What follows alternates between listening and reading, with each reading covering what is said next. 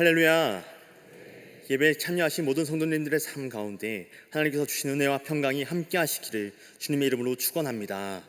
오늘 수요 치유의 신학 제목은 고통 넘어 믿음으로 걷는 샬롬의 길입니다. 본문은 마가복음 5장 25절부터 34절입니다. 저는 사랑부를 담당하고 있는 진선규 목사입니다. 흔히 우리가 살아가고 있는 현대를 광야의 시대라고 말합니다. 너무 많은 정보, 너무 많은 소음, 너무 많은 연결이 우리를 덮고 있지만 정작 우리의 내면은 점점 더 고립되고 지쳐가고 있습니다. 그런데 최근 놀랍게도 이런 시대의 민낯을 더욱 단적으로 드러내준 사건이 있었습니다. 지난 4월 28일 스페인과 포르투갈을 비롯한 유럽 남서부 전역에서 발생한 대규모 정전 사건, 유럽 블랙아웃 사태였습니다. 전기와 인터넷 속도와 시스템에 절대적으로 의존하던 현대인의 삶이 그날 갑작스럽게 멈추었습니다. 도시는 어두워졌고 와이파이는 끊겼고 스마트폰은 멈췄습니다. 그런데 그 순간 오히려 놀라운 장면들이 펼쳐졌습니다. 사람들은 저마다 촛불을 켜고 책을 피며 광장에서 기타 소리에 귀를 기울이며 함께 식사하고 서로의 눈을 바라보기 시작했던 것이었습니다. 기사 속에 한 시민의 말이 인상 깊었습니다. 전기가 없으니 드디어 멈출 수 있었고 휴대폰이 꺼지니 서로의 눈을 바라볼 수 있었습니다. 나사 우주 항공 사진으로 보았을 때 그 지역은 어두워져 있었으나 그 어둠의 순간은 오히려 사람들의 내면에 빛과 회복의 스위치가 켜지는 순간이었습니다. 오늘 본문 속 한 여인에게도 멈추지 않는 흐름은 생명이 아니라 고통 그 자체였습니다. 12년 동안 멈추지 않았던 피, 그것은 단순한 육체적 질병이 아니었습니다. 율법은 그녀를 부정한 자로 낙인 찍었고 사람들은 그녀를 피했고 그녀는 공동체로부터, 예배로부터, 하나님과의 임재로부터도 단절된 채 살아가야 했습니다. 그녀의 삶은 종교적, 사회적, 존재론적으로 정전 상태에 있었습니다. 그리고 지금 우리 역시 멈추지 않는 또 다른 흐름 속에 살아가고 있습니다. 끊임없는 알림, 정보, 뉴스, 감정, 불안, 자극들, 계속해서 무언가 흐르고 있지만 그 흐름이 우리에게 생명을 주기보다는 오히려 내면을 말려갑니다. 여인은 피가 멈추지 않아 죽어가고 있었고 우리는 연결이 멈추지 않아 삶의 중심을 잃어가고 있었습니다. 그러나 그 여인은 절망의 한가운데서 믿음의 걸음을 내딛었습니다. 수많은 사람들 사이에서 예수님의 옷자락 하나에 모든 것을 걸었고 그 믿음은 그녀를 예수님과의 만남으로 이끌었습니다. 그리고 그녀는 단지 병이 나은 것이 아니라 하나님 앞에서 딸이라는 새로운 이름을 부여받고 존재 전체가 회복되는 은혜를 경험하게 되었습니다. 그녀에게 주어진 회복은 단지 육체의 문제가 아니라 삶 전체의 재건이었습니다. 절망에서 시작된 믿음이 전인격적 구원으로 이어진 것이었습니다. 오늘 함께 본문의 말씀 속에서 여인이 보여준 결단과 믿음, 주님이 그녀를 향해 보이신 모습을 나누며 세 가지 영적인 교훈과 기도의 제목을 삼고자 합니다. 첫째로, 고통은 하나님이 우리를 부르시는 또 하나의 신호입니다. 고통은 하나님이 우리를 부르시는 또 하나의 신호입니다. 오늘 본문의 치유 사건은 회당장 야이로의 딸을 살리러 가시는 예수님의 여정 중에 일어난 또 하나의 회복 이야기입니다. 당시 갈릴리 지역에서 말씀을 전하신 예수님의 사역은 말씀의 권위와 더불어 병든 자, 귀신 들린 자들을 고치시는 놀라운 치유 역사로 나타났습니다. 예수님께서 계신 곳마다 생명의 역사가 일어났고 그분을 만나기 위해 수많은 인파가 몰려들었습니다. 마가복음 3장은 당시 상황을 이렇게 전해줍니다. 10절 말씀입니다. 이는 많은 사람을 고치셨으므로 병으로 고생하는 자들이 예수를 만지고자 하여 몰려왔음이더라. 아멘. 이처럼 예수님의 사역 중심에는 고통받는 자들을 향한 긍휼과 회복의 역사가 있었습니다. 그리고 오늘 혈루병을 앓던 한 여인이 바로 그 고통의 자리에서 예수님께 나아왔습니다. 우리 모두는 고통을 피하고 싶어 합니다. 고통은 누구에게나 피하고 싶은 현실입니다. 작은 통증 하나에도 쉽게 예민해지고 아픔은 되도록 멀리하고 싶습니다. 작은 가시 하나만 박혀도 온종일 불편하고 너무나 괴로운 것처럼 고통의 문제는 누구도 지속하고 싶어 하지 않는 일일 것입니다. 하물며 12년 동안 지속된 고통은 상상할 수 없는 삶의 무게였을 것입니다. 오늘 본문 속 여인이 감당해 와야 했던 혈루병은 단순한 의학적 문제를 넘어 율법적으로 부정한 존재가 되어 공동체에서 단절된 채 살아가야 했던 사회적, 종교적 고통을 포함한 복합적으로 얽혀있던 삶의 고통이었습니다. C.S. 루이스는 이렇게 말했습니다. 고통은 하나님이 영혼을 깨우시는 확성기이다. 고통은 하나님이 영혼을 깨우시는 확성기이다. 고통은 하나님께로 나오게 하는 또 다른 하나님의 부르심이기도 합니다. 고통의 시간은 우리가 하나님의 음성을 가장 선명하게 듣는 시간이기도 합니다. 성경 속 수많은 믿음의 사람들 또한 고통의 순간 가운데 하나님을 만났고 그곳에서 믿음과 기도, 회복의 여정을 시작했기 때문입니다. 구약의 마지막 사사이자 선지자 사무엘의 어머니 한나는 불임이라고 하는 깊은 여성의 아픔 속에서 고통받고 있었습니다. 당시의 문화와 관습 속에서 자녀를 낳지 못하는 여인은 수치와 멸시의 대상이었고 그녀는 끊임없는 비교와 조롱 속에서 마음이 닫혀져 가고 있었습니다. 그러나 바로 그 자리에서 하나님은 한나를 부르셨고 한나는 자신의 슬픔을 하나님 앞에서 쏟아 놓았습니다. 사무엘상 1장 10절에서 기도하고 통곡하며 라고 하는 성경의 표현처럼 그녀는 자신에게 닥친 고통을 부정하지 않았고 오히려 그 고통을 가지고 하나님 앞에 무릎 꿇었습니다.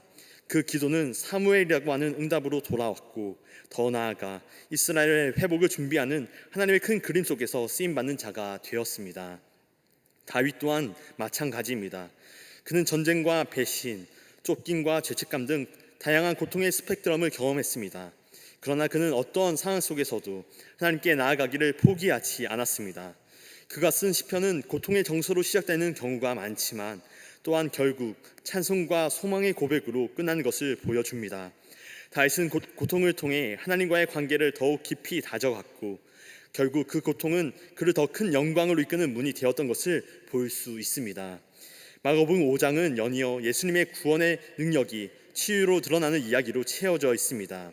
이 땅을 주관하는 것처럼 보이던 죄와 죽음의 권세가 진정한 주인이신 하나님의 아들로서 이 땅에 오신 예수 그리스도의 능력이 증거되는 장면을 담아 전해주고 있습니다.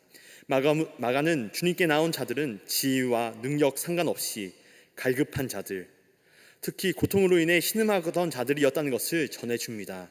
귀신 들린 자, 병든 자, 죽어가는 자, 그리고 오늘 혈루증으로 고통당한 한 여인이 등장합니다. 그녀는 12년 동안 출혈이 멈추지 않는 병을 앓으며 수많은 의사들을 찾아다녔습니다. 가진 것을 모두 잃었고 몸도 마음도 삶 전체도 무너져 있었습니다. 그러나 어느 날 예수님에 대한 소문을 듣습니다. 그리고 그 소문은 그녀에게 또 하나의 신호처럼 들렸습니다. 혹시 그분이라면 나도 회복될 수 있지 않을까?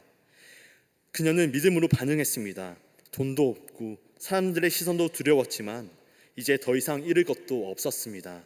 그녀는 예수님의 옷자락을 붙들기 위해 군중을 뚫고 나아갔습니다. 그 절박한 손끝의 믿음은 예수님의 능력을 끌어왔고 그녀의 고통은 그 자리에서 멈출 수 있었습니다. 영국의 심리학자이자 비평가인 앨리스는 이렇게 말합니다.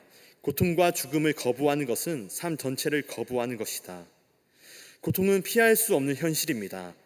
그것은 죄로 인해 깨어진 세상의 일면이며 우리가 육신을 입고 살아가는 한 누구에게나 찾아올 수 있습니다.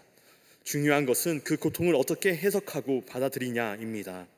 고통을 통해 하나님께 나아가는 사람은 고통을 회복의 도구로 바꾸는 사람입니다. 우리 시대는 고통을 감추고 피하고 두려워하는 문화가 팽배해 있습니다. 하지만 성경은 오히려 고통을 통과하며 우리의 믿음이 정금같이 연단된다고 증언해 줍니다. 고통은 삶을 무너뜨리기도 하지만 동시에 그 삶을 세우는 은혜의 시작이기도 한 것입니다. 예수님께서는 그녀의 몸만 고치신 것이 아니었습니다. 그녀는 딸아 내 믿음이 너를 구원하였다라고 불림 받았습니다. 육신의 치유를 넘어 하나님의 가족으로 다시 받아들여지는 회복, 그것이 그녀에게 주어주었던 선물이었습니다. 고통은 단지 아픈 순간으로 끝나지 않았습니다. 그것은 하나님과의 관계를 다시 여는 문이 되었고 공동체 안에서 존재를 회복하는 새로운 시작이 되었습니다. 하나님은 고통 가운데 있는 자를 부르시고 응답하는 자를 절대 놓지 않으시는 줄 믿습니다. 고통 속에 담겨있는 하나님의 초대의 신호를 듣는 것, 우리가 믿음의 길을 걸어갈 때 포기하지 말아야 할 영적인 태도인 줄로 믿습니다. 혈루병 여인이 더 이상 자신의 모든 노력과 수고, 방법이 사라진 것처럼 느껴질 때 남겨진 한 방법, 주님께 나아가는 것이었습니다. 갈릴리 전역에서 전해왔던 예수님의 소식은 고통의 신호와 함께 그녀에게 새로운 소망으로 다가왔습니다. 악성 피부병 환자를 고쳐주신 예수님, 걷지 못하는 자들을 일으키신 예수님께서 나도 회복시키실 수 있을 것이라 하는 믿음으로 나아가게 했던 그 믿음, 저와 여러분들에게도 있어야 할 줄로 믿습니다. 그녀와 같이 우리 또한 삶의 다양한 상황과 문제들, 사건과 사건 사이에서 들려오는 하늘의 신호 가운데 온전히 믿음으로 응답해 나아가는 저와 여러분 모두가 되시길 주님의 이름으로 간절히 축원합니다. 둘째로, 믿음은 듣고 결심하고 행동하는 것입니다. 믿음은 듣고 결심하고 행동하는 것입니다. 오늘 본문에서 여인이 보여준 믿음은 단지 감정적 위로나 순간적인 감동이 아니었습니다. 그것은 듣고 결심하고 행동으로 나아간 살아있는 믿음이었습니다. 27절과 28절 말씀입니다. 예수의 소문을 듣고 무리 가운데 끼어 들어와서 그의 옷에 손을 대니 이는 내가 그의 옷에만 손을 대어도 구원을 받으리라 생각함일러라. 아멘. 여인은 단지 생각만 한 것이 아니었습니다. 주님의 소식을 듣고 나아가기로 결심했고 실제로 군중을 해치며 주님께로 손을 내밀었습니다. 이것이 주님이 기뻐하시는 살아있는 믿음의 모습입니다. 그녀가 처한 상황은 단순한 육체적 질병의 문제가 아니었습니다. 12년 동안 계속된 하혈은 그녀의 몸을 약하게 했고 부정한 자로 낙인 찍힌 그녀는 사람들 사이를 자유롭게 다닐 수도 없었습니다. 오랜 시간 그녀가 회복을 위해 노력했지만 돌아오는 것은 사람들의 눈초리와 거절, 배제와 소외였습니다. 당시 여성의 옷은 천으로 되어 있었기에 피를 숨기기 어려웠고 지속된 출혈은 악취까지 동반했을 것입니다. 그녀의 고통은 지적받기 너무나 쉬운 문제였고 사람들에게는 꺼려지는 존재가 되게 했습니다. 율법은 유출병이 있는 자를 분리하되 그 본래 목적은 격리가 아닌 정결과 회복을 위한 것이었습니다. 하지만 당시 종교는 그 정신을 잃어버리고 형식에 집착했고 그 결과 고통받는 자를 더욱 소외시키는 도구가 되어버렸습니다. 그 결과 질병의 문제는 개인에게 닥친 고통의 문제 차원에서 공동체 안에서의 관계의 문제로까지 번지게 되었습니다. 예수님께서는 공생의 기간 동안 끊임없이 율법 안에 담긴 정신을 회복시키고자 하셨습니다. 주님은 반복적으로 안식일에 사람을 고치시면서 안식일이 사람을 위해 있는 것이지 사람이 안식일을 위해 있는 것이 아니라고 하신 말씀과 같이 당시 율법은 장로들의 전통에 갇혀 말씀 안에 담겨있는 하나님의 마음과 정신보다 그 형식에만 치우쳐져 있었습니다. 여인은 그러한 율법의 전통에 매였기보다 믿음으로 예수님께 나아가는 선택을 내렸던 것이었습니다. 로마서 3장 21절과 22절 말씀은 이렇게 증언합니다. 이제는 율법 외에 하나님의 한 의가 나타났으니 율법과 선지자들에게 증거를 받은 것이라. 곧 예수 그리스도를 믿음으로 말미암아 모든 믿는 자에게 미치는 하나님의 의니 차별이 없느니라. 아멘. 그녀의 선택은 율법을 부정한 것이 아니라 믿음으로 성취한 것이었습니다. 주님께서는 이러한 믿음을 기뻐하십니다. 주님에 대한 이야기를 듣고 결심하여 행동하는 것, 주님이 원하시는 참된 믿음의 모습인 줄 믿습니다. 이 여인의 믿음은 갈렙의 믿음을 떠올리게 합니다. 이스라엘 백성들이 가나안 앞에서 주저하고 있을 때 85세가 된 갈렙은 여호수아에게 말했습니다. 여호수아 14장 12절입니다. 그날에 여호와께서 말씀하신 이 산지를 지금 내게 주소서. 당신도 그날에 들으셨거니와 그곳에는 아낙 사람이 있고 그 성읍들은 크고 견고할지라도 여호와께서 나와 함께 하시면 내가 여호와께서 말씀하신 대로 그들을 쫓아내리이다 하니. 아멘. 갈렙은 나이도 환경도 두려워하지 않았습니다. 하나님의 약속에 대한 믿음이 있었고 그 믿음은 행동으로 나타났습니다. 그래서 그는 결국 헤브론을 기업으로 얻게 되었습니다. 오늘 본문 속 여인 역시 그러한 믿음으로 나아갔습니다. 그리스도가 나타나셨다는 소식, 하나님의 종 메시아가 임한 자리에서 하나님 나라의 복음이 전해지는데 그 모습이 이사야 61장 1절 2절의 선지자의 예언처럼 가난한 자에게 아름다운 소식이 들려지는 것이었고 마음이 상한 자가 고쳐지며 포로된 자가 자유하게 되고 갇힌 자에게 노임이 선포되었다는 그 역사가 자신에게도 임하게 될 것을 바라는 심정으로 나아갔던 것이었습니다. 그런 그녀에게는 자신을 위해 예수님께 대신 나아가 사랑하는 가족을 만나달라고 청해주는 사람이 없었습니다. 오늘 이야기는 앞서 말씀드린 것과 같이 회당장 야이로의 딸의 치유 사건 사이에 들어가 있었습니다.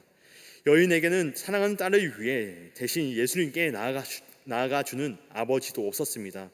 예수님을 집으로 모실 만한 영향력도 없었습니다.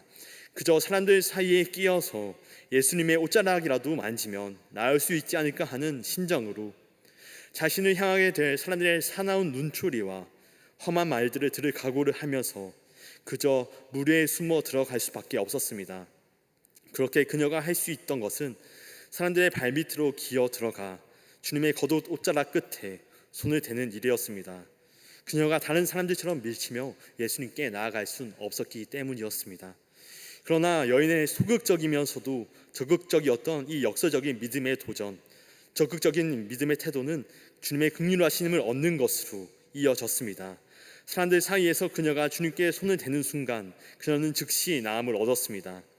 영국의 리처드 코킨 목사님은 믿음은 하나님께서 이루실 미래를 바라보며 현재를 살아가는 용기다라고 말했습니다. 여인의 믿음은 앞으로 일어날 회복의 역사를 내다보며 지금 그 자리에서 옷자락을 붙드는 용기를 내었던 것입니다. 성경은 예수님을 여인을 통해 우리에게 말해줍니다. 믿음은 기다림이 아니라 움직임이며 생각이 아니라 결단이라고 말해줍니다. 주님이 우리에게 원하시는 믿음은 허황된 것이 아닙니다. 선하신 하나님께서 우리의 삶 가운데 이루실 새로운 일들을 신뢰하고 결단하고 나아가는 것입니다. 하나님이 이루실 일들, 하나님의 비전과 계획과 그 뜻을 품어내는 것입니다. 사람들은 그녀에게 말했을지 모릅니다. 너는 사람들 속에 설 자격이 없어. 수없이 들었을지도 모릅니다. 그러나 하나님 나라의 복음이 전해진 곳마다 나타났던 변화가 그녀에게도 임할 수 있다고 하는 믿음은 그녀로 하여금 주님과의 만남 속에서 마주할 어떤 결과도 받아들일 수 있다는 마음으로 결심하게 하였고, 사람들 속에 밀려 끝내 주님의 옷자락에 손을 대는 그 계획을 성공적으로 이룰 수 있었습니다. 그리고 결국 하나님이 이루실 일에 대한 믿음으로 나간 그 결과 주님의 능력을 힘입어 나음을 얻게 되었습니다. 사랑하는 여러분, 여인의 믿음은 하나님이 이루실 일에 대한 전적인 신뢰에서 비롯되었습니다. 그녀는 단지 생각한 것이 아니라 결단하고 움직였습니다. 그 믿음은 결코 착각이나 공상이 아니었습니다. 하나님 안에서 다가올 구원의 현실이었습니다. 누가 그러한 은혜를 입을 수 있습니까? 바로 믿고 결단하며 행하는 자에게 그 은혜가 임하는 줄로 믿습니다. 바라기는 오늘 여인의 모습과 같이 말씀을 듣고 믿음으로 반응하여 다가올 구원의 현실을 살아가는 저와 여러분 모두의 삶이 되시길 주님의 이름으로 간절히 축원합니다. 끝으로 주님께 드린 정직한 고백은 샬롬으로 완성됩니다. 주님께 드린 정직한 고백은 샬롬으로 완성됩니다. 오늘 본문에서 여인이 예수님의 옷자락에 손을 대자 그 즉시 회복이 임했습니다. 그 순간 예수님께서도 가던 길을 멈추셨습니다. 지금 예수님께서는 회당장 야이로의 딸을 살리기 위해 급히 가시던 순간이었습니다. 그 시간은 생명을 다투는 상황이었지만 예수님께서는 그 여정을 멈추셨고 사람들을 틈 한복판에서 돌이켜 부르셨습니다. 30절입니다. 예수께서 그 능력이 자기에게서 나간 줄을 곧 스스로 아시고 무리 가운데서 돌이켜 말씀하시되 누가 내 옷에 손을 대었느냐 하시니 아멘. 당시 주님을 만나기 위해 몰려드는 군중 속에 누가 만졌는지 묻는 건 현실적으로 어려운 일이었습니다.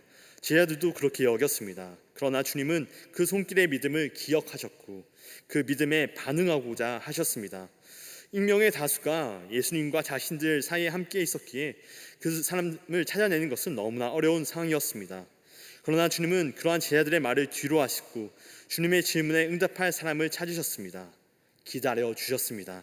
주님께 믿음으로 나왔던 자가 그저 무리 가운데 숨죽여 있는 것이 아니라 자신에게 이러한 일을 스스로 고백하며 주님 앞에 나아오길 바라셨던 것이었습니다. 예수님은 단지 육신의 회복만을 그에게 원하셨던 것이 아니었습니다. 그분은 여인의 고백을 듣고 싶어 하셨고 그녀의 믿음이 공동체 앞에서 드러나길 원하셨습니다. 주님은 믿음의 여정을 단계별로 인도해 주신 것입니다.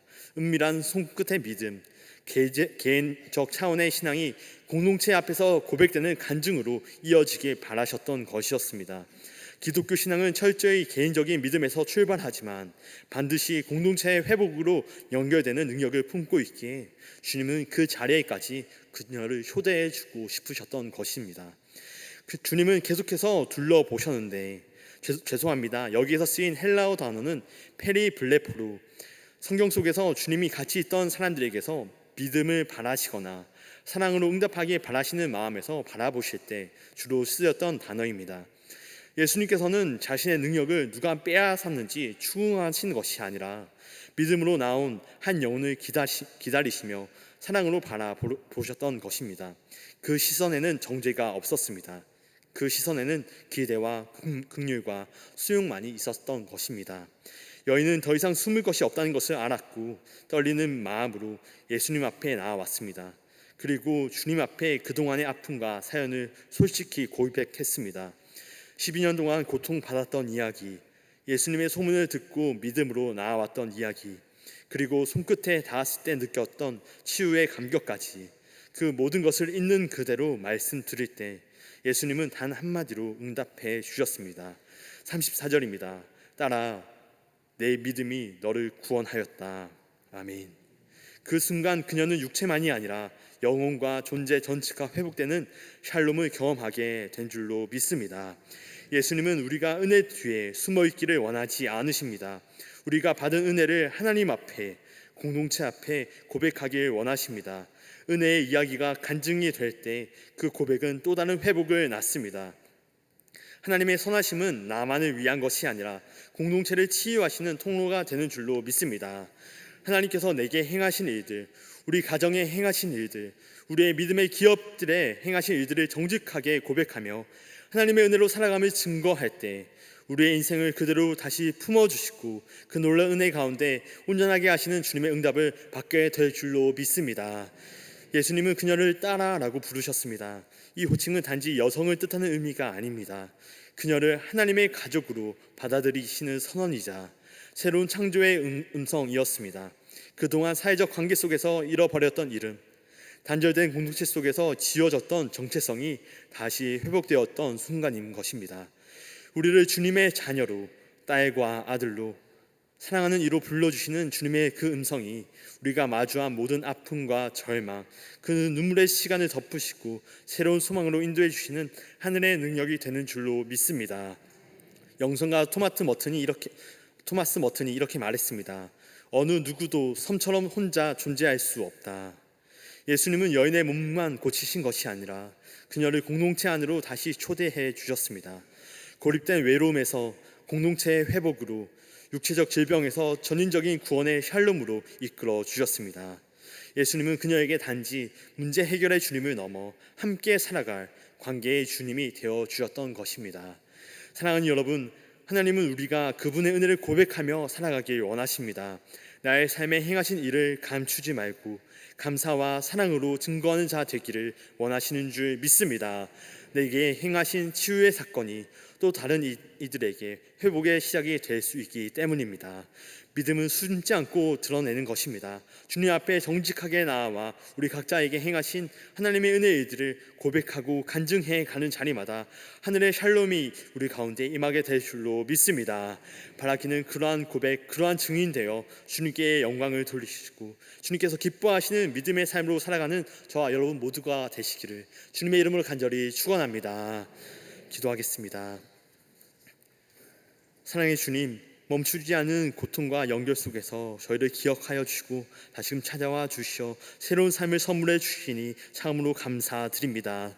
주님의 옷자락이라도 만지고자 했던 여인의 믿음처럼 저희도 삶의 모든 자리에서 주님께 결단하며 나아가는 믿음의 사람 되게 하여 주시옵소서.